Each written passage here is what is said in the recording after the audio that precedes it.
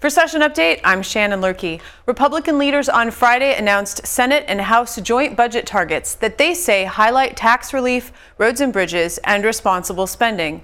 The new targets aim at providing $1.15 billion in tax relief and an additional $372 million for transportation. In the large areas of state spending, the new targets provide an additional $1.1 billion for education as compared to the last two-year budget. That amount reflects about $300 million above the forecasted growth in education spending. As for human services, the target is $2 billion in additional spending, but falls roughly $500 million below forecasted demand. Here are highlights from Friday's Republican press conference, including remarks from DFL leaders. We are excited to announce our joint budget targets today between the House and the Senate. This really represents, we think, the priorities that Minnesotans care about. Obviously, you're going to see in here that tax relief, education, transportation are big priorities for us, and we're excited about the numbers that we're putting forth today. We got here, of course, by the governor issuing a letter a little more than a month ago asking us to have joint targets by today. We had hoped, obviously, that he would be involved in that process, but we nonetheless wanted to stick to that deadline and have joint targets out today. We've allowed about 5 weeks extra to get our work done here or 3 weeks extra, about 5 weeks total, to get our work done at the end of session. And we've envisioned all along a more transparent and open process. So we're on schedule, we're ahead of schedule, I should say, and we're excited about these numbers. We think that this represents really where Minnesotans would expect us to be at. Top priorities for us, of course, again, tax relief. We want to make sure that we put some money back in the pockets of Minnesotans.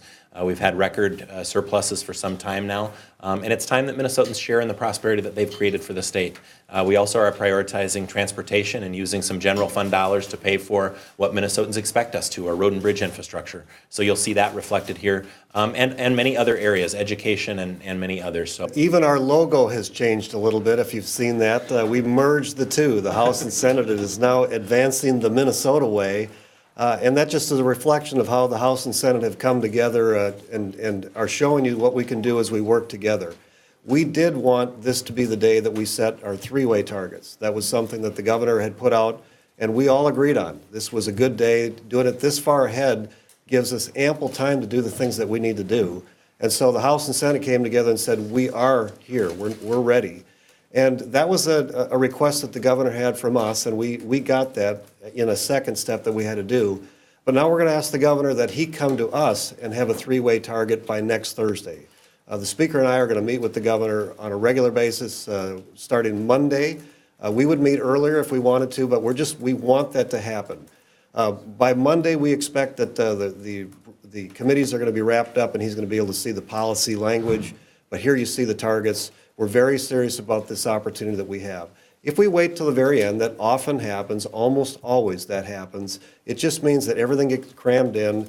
A lot of things are done with very few legislators being involved, and we don't want that. We want everybody engaged in this process. We want it to be transparent. We've made that case every step of the way, and here's the next step of this two-step process. We want the governor to engage, and he's going to push back, without a doubt. We had breakfast with the governor, the speaker, and I, and some of the leadership teams about how we get to a final end conclusion. Some of the numbers, particularly related to HHS, they don't necessarily want to give us the numbers that we believe are there in savings, and we're going to fight for those. And we're going to push back with Myron Franz, the commissioner of MMB, and say, we want you to take a look at these and make sure that we are getting an accurate number, because some of them we don't think so, based on earlier reports. And so that's part of the process that we have to go through now. We're going to fight for what we believe in, and so is the governor. I mean, he rightly said that we have real and honest differences between us that we have to figure out how we're going to work out. That's why we wanted to do this so early. That's why we really wanted three-way targets today and not two-way.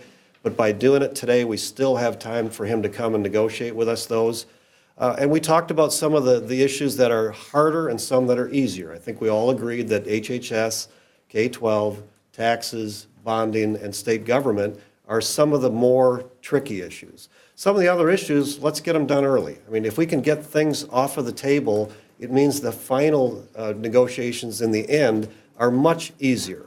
Well, a little easier at any rate, because we've taken away some of the things that just take part of your thinking off the table. We got them done. And so I think the governor is open to that. He talked about a green light for transportation and legacy.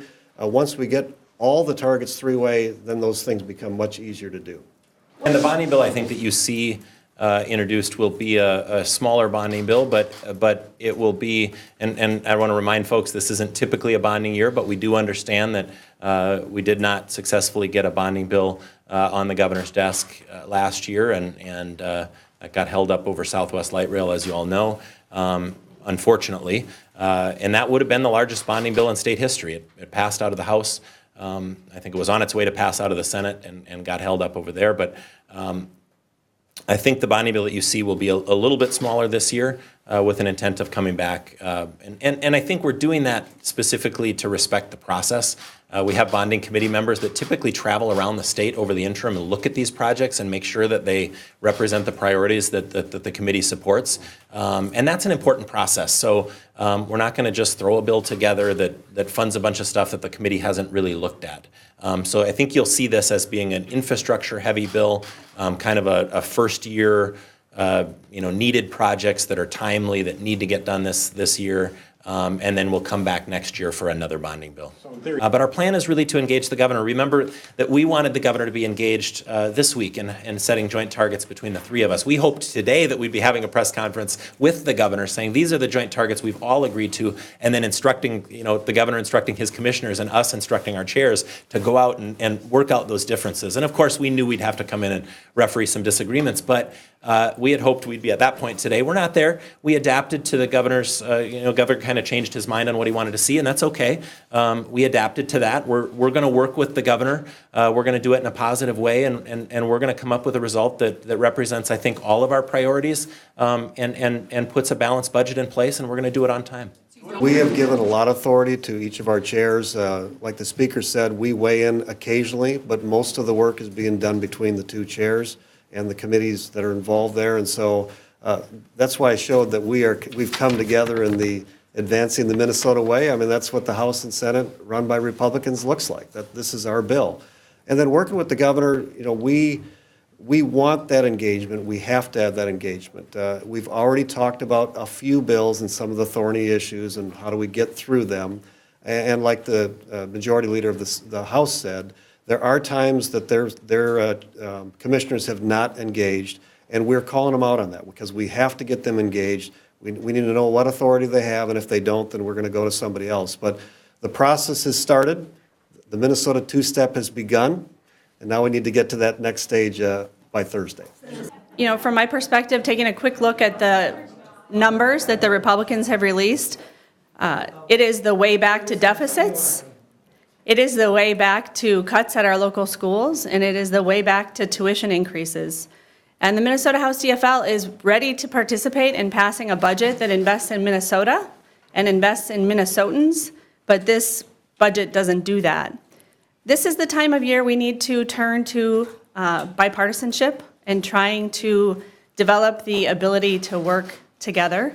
So what I'll say is this budget is very inadequate. It will take us some time to sort through the numbers and find out what they're really doing because the Republicans have chosen to present their budget numbers in a completely unconventional way.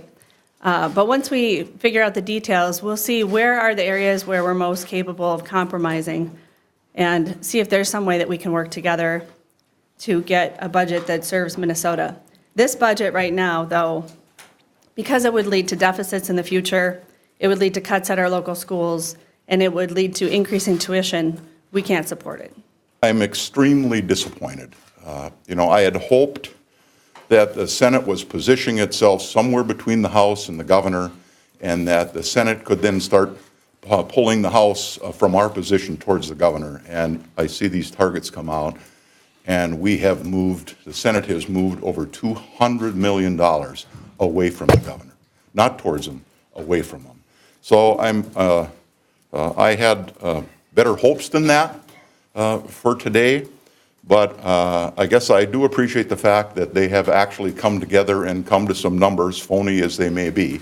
They at least now have some numbers so that we can start a meaningful conversation with the governor. So they're on the field. I wouldn't put them much past the 10-yard line, but they at least are now on the field so that we can start resolving our differences between the legislature and the governor and get this work done. Many of you know I've spent some time around the tax committee in my years, and I just got to tell you, it's totally, I don't want to use the word fake because that's Donald Trump's word, but it's freaking phony. I'm sorry.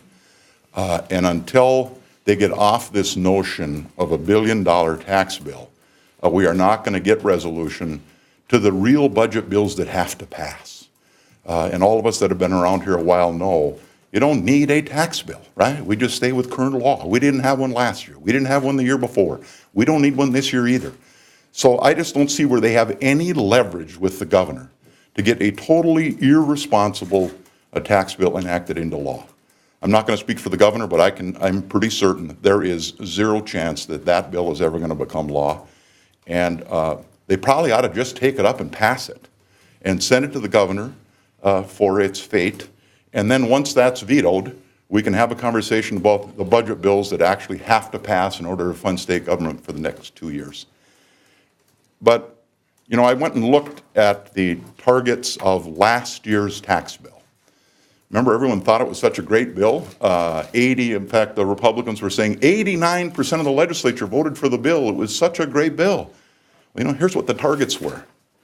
In the biennium we're in today, $257 million. That was the target, 257.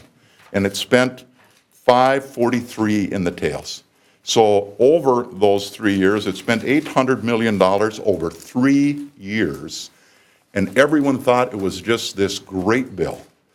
I really think if we're going to get a tax bill, and there's things in there that people want, it's going to have to be along the lines of the targets from last session. And even that is significantly higher than where the governor is. So I think it's going to be a struggle to even get the governor up to that kind of a number. But everybody bipartisanly was pretty happy with that bill last year. And I think unless they get realistic about it, I just don't have a clue how we're going to get resolution on the must-pass bills of this session.